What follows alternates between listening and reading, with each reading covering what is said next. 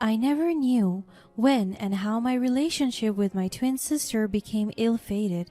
It feels like the universe shook and broke it. As children, Jannah and I were inseparable. We shared a special bond that was the envy of others. Like the usual twins, we were dressed in pairs. We have the same colors, clothes, shoes, and even accessories. Sometimes we even speak in unison. Everyone adored us and found us both adorable. There was never a time that we weren't seen doing something separately. We always intertwine our hands whenever we walk, eat in the same pace, walk in the same foot direction, and even blink the same way. We wear a mirror of each other. We do look alike. Because of that, people would distinguish which one of us is Jannah and Hannah. But good thing I have a birthmark shaped like a diamond on top of my shoulder, and that made me distinguishable from my sweet twin sister. I could still remember some of our fond memories together. We would spend our weekend money on strawberry ice cream and chocolate chip cookies. We would walk down our street and go to our local store just to buy our favorite foods. Aside from that, we both loved dancing, and we would dance in our backyard to tunes that we made up. Also, we loved playing house, and we would always get in trouble for making blanket forts in our bedroom and soiling the newly washed linens. My early childhood was a memory worth cherishing because I got to spend it with her, my best friend, and my other half. But as we grew older, something changed in Jannah. She began to act out and take her frustration out on me, bullying me at every opportunity. It all started with a simple toy. Our mother bought us two different toys, and she liked mine more. She wanted to take it away from me, but I told her that it was mine. Then she pushed me and shoved me to the ground just to get what she wanted. And that incident became frequent. She would always take everything that I have, and if she didn't get it, she would throw the biggest possible tantrums. But I tried to understand her because, according to my mother, I am more mature than her. As children, the bond between Jannah and me was supposed to be unbreakable, but as we grew older, something changed within her. She started to treat me differently, mocking and taunting me at every opportunity. "Look at you, Hannah, always so clumsy and slow. You'll never be as good as me." She said this to me during our elementary years as we practiced for our dance competition. I tried to hold back tears because some of our classmates were looking at me, judging my every move. "Why are you saying such mean things, Jannah?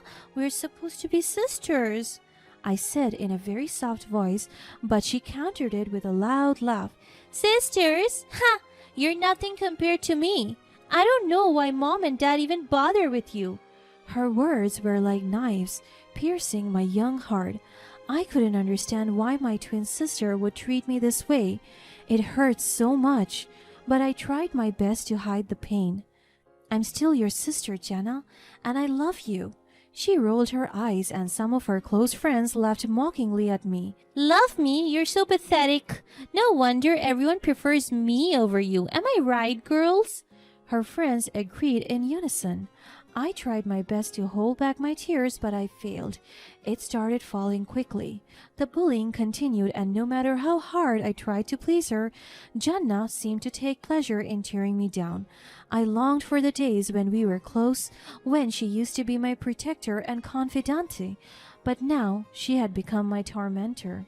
Her taunts and hurtful comments would leave me in tears, wondering what I had done to deserve such treatment from my twin sister. At first, I tried to reason with her to understand why she was being so cruel, but all I received was more insults and mockery. As we entered our teenage years, Jannah's animosity towards me intensified. She was always jealous of my friendship and accomplishments, making it her mission to tear me down at every chance she got. It was heartbreaking to see the person I once shared everything with become my biggest tormentor. Another heartbreaking drama happened between us when her longtime crush confessed to me, choosing me over her. She went mad. She was furious towards me that I couldn't even recognize her as my sister. Her jealousy and anger were palpable, especially when it comes to matters of the heart. "Why does he like you, Hannah? I can't stand it." I don't know, Jannah. It's not like I asked him to like me. She grabbed me by the arm and pushed me against the wall. You always get everything you want. It's not fair. You're a thief. Jannah, it's not a competition. You're an amazing person, and I'm sure someone else will come along who likes you. I tried my best to be reasonable, but my attempts at consoling her only seemed to fuel her anger further. The truth was, I never saw the attention of the boy she had a crush on. It just happened, and I couldn't control his feelings. You must have done something to make him like you. You always manipulate people. That's not true, Jannah. I never wanted to hurt you. Jannah's unfounded accusation stung deeply. It was painful to see her so consumed by jealousy and hatred, and it felt like she was blaming me for her insecurities. As time went on, Jannah's anger only intensified, and she seemed determined to make my life miserable. She would spread rumors about me, talk behind my back, and try to turn our friends against me. It was clear that her jealousy was poisoning our relationship. Why are you doing this, Jannah? Can't we just support each other and be happy for each other's success? I'll never be happy for you, Hannah. You don't deserve anything good in your life. Despite her hurtful words, I refused to retaliate with anger. I believed that if I showed her kindness and understanding, maybe she would eventually let go of her resentment. But it seemed like an impossible task to mend our fractured bond. As we navigated the complexities of teenage life, our sisterly connection had become a battleground of emotions, leaving scars that would take years to heal. Little did I know that Jannah's bitterness and envy would lead her down a dark path, leading to actions that would shatter our lives even further. Then we embarked on our college journey. We took different programs, so we weren't able to see each other frequently on campus, and that lessens the fight and unnecessary arguments. My college life was perfect. To me, it was the most liberating phase of my life because I get to study my dream program. I met amazing people, and I met the love of my life, Cole. We both took health sciences, and we dated since our junior year of college. As soon as we graduated, we entered the same company and worked there. Our bond grew deeper as we navigate life with our love anchoring us. After 4 years of dating, Cole proposed to me. It was a beautiful starlit evening by a serene lake where me and Cole were sitting on a blanket enjoying each other's company. Hannah, there's something I want to say. What is it, Cole? Ever since we met, my life has changed in ways that I could never have imagined. You bring so much joy and love into my life, and I can't imagine my days without you by my side. Cole, you know I feel the same way about you. You mean the world to me. That's what I wanted to hear. You see, Hannah, you have shown me what true love is, and I want to spend the rest of my life with you. Are you saying what I think you're saying? Then he took out a small box and knelt before me. He opened it and revealed a sparkling diamond seated on top of the ring hoop. Hannah, will you do me the incredible honor of being my wife? Will you marry me? I got teary-eyed and overwhelmed with emotions. Oh, Cole, yes. 1,000 times, yes. Really? You're not just saying that? I'm saying it from the bottom of my heart. I love you, Cole, and I can't wait to spend the rest of my life with you. Cole slips the ring onto my finger where a birthmark was hidden in between the spaces of the finger. He stood up and leaned in to kiss me. We both embraced, holding each other tightly under the twinkling stars. At that moment, everything feels right, and our love shines brightly, like the moon reflecting on the still waters of the lake. After that, I told my parents and family about the engagement, and we arranged a gathering. I know that my relatives will love him because he was charming, kind, and had a smile that could light up the room. I thought that maybe he would be the one thing that could bring us back together, but fate had other plans.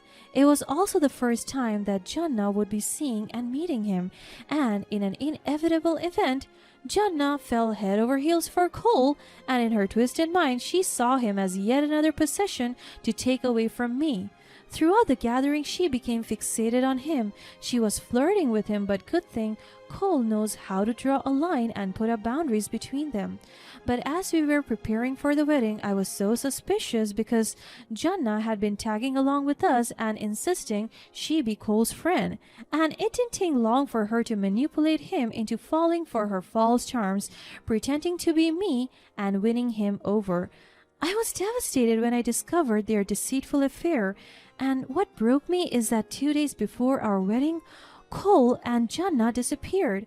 My twin sister had not only betrayed me, but had stolen the love of my life right from under my nose.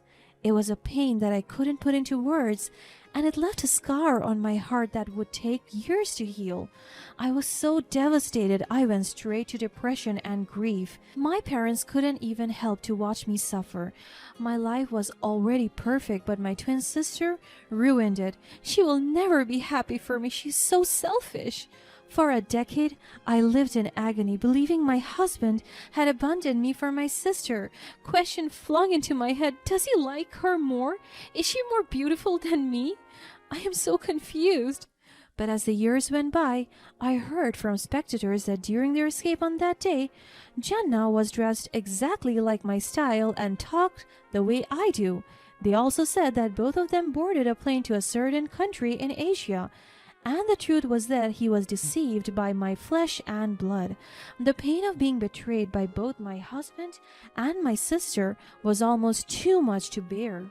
But I stood up for myself, and instead of swimming into depression, I did my best to better myself, to improve and grow on my own. Until one day, I received a mysterious text from an unknown contact. It says, "We are coming home." I traced the number and it was from my sister. My heart pounded like crazy. Are they coming back home? The anger in my heart was slowly building up. Now is the time to take action. When the day finally came, when Jannah and Cole returned home, I had spent years plotting my revenge. I couldn't let her get away with the pain she had caused me, the years of humiliation and heartbreak she had inflicted. It was time to show her that I was not weak, that her hatred and malice had only made me stronger. And so, at that moment, as she stood there, exposed for her lies, I felt a mix of emotions. My heart ached for the sister I once knew, but the need for justice and closure overwhelmed any lingering sympathy. It was time for her to face the consequences of her actions, and I knew that my revenge would be the ultimate humiliation she deserved. As my husband Cole sat there in the wheelchair, confusion and uncertainty etched across his face, he was so shocked to see me. Jannah, you're alive? I was dumbfounded when he called me Jannah. I'm not Jannah. It's me, Hannah. His eyes widened and looked at Jannah and then back to me. But, this is Hannah, my wife. Wait a minute. You're Hannah? Jannah panicked and held Cole's hand.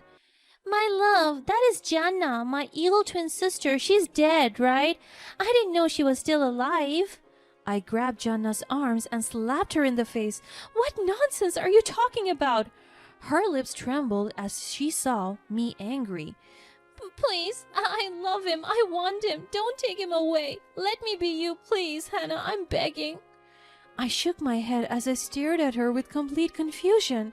She is sick in the head. All this time, you pretended to be me in front of Cole, and you even told him that Jannah, which is me, is already dead? You're crazy. I knew it was time to unveil the truth. My heart pounded as I gathered the strength to approach Cole once again and expose Jannah's cruel deception. Cole, I said, my voice trembling with emotion. I know you have been living a lie, but I'm your real wife, Hannah. I heard Jannah scoff, trying to maintain her facade, but her eyes betrayed her fear. She panicked again.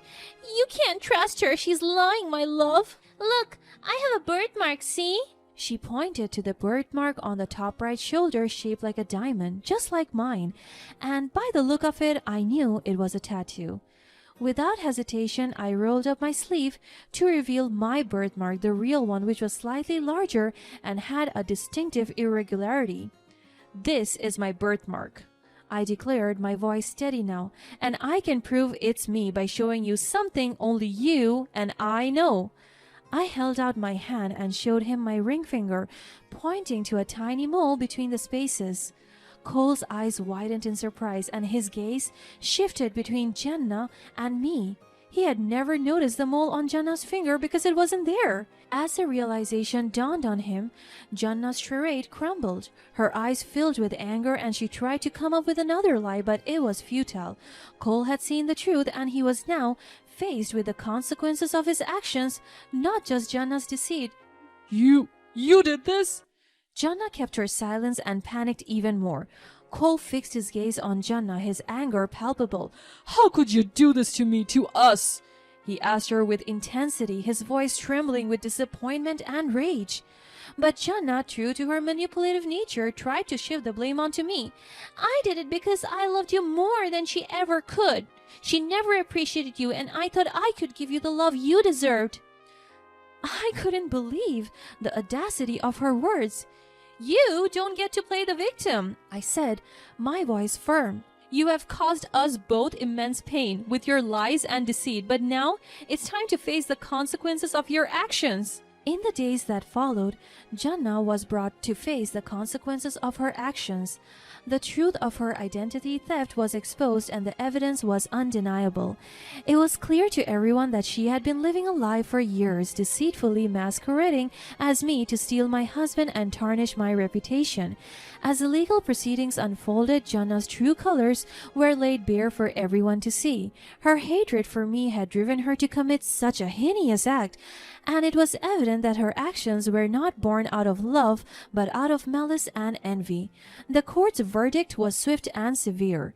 Jannah was found guilty of identity theft and fraud, and she was sentenced to face the full extent of the law. It was a bitter pill for her to swallow, knowing that her actions had finally caught up with her.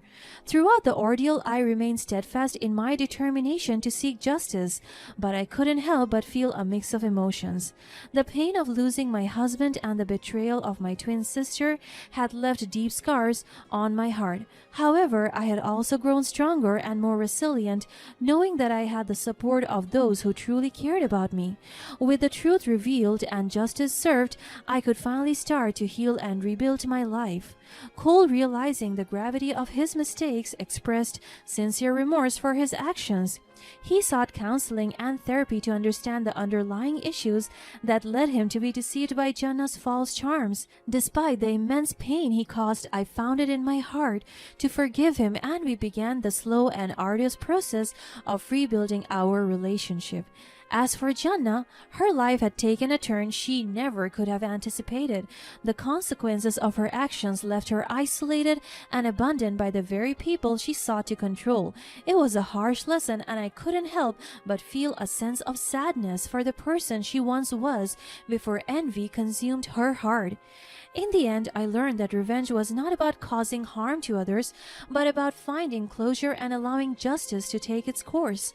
My journey had been painful, but it also revealed the strength and resilience that resided within me. Through forgiveness and understanding, I chose to break free from the cycle of hatred and negativity that had consumed both Jannah and me. Life went on, and I focused on rebuilding my relationships and finding happiness once again. The scars from the past remained, but they served as a reminder of the challenges I had overcome and the person I had become, a person who had triumphed over hatred and emerged stronger on the other side.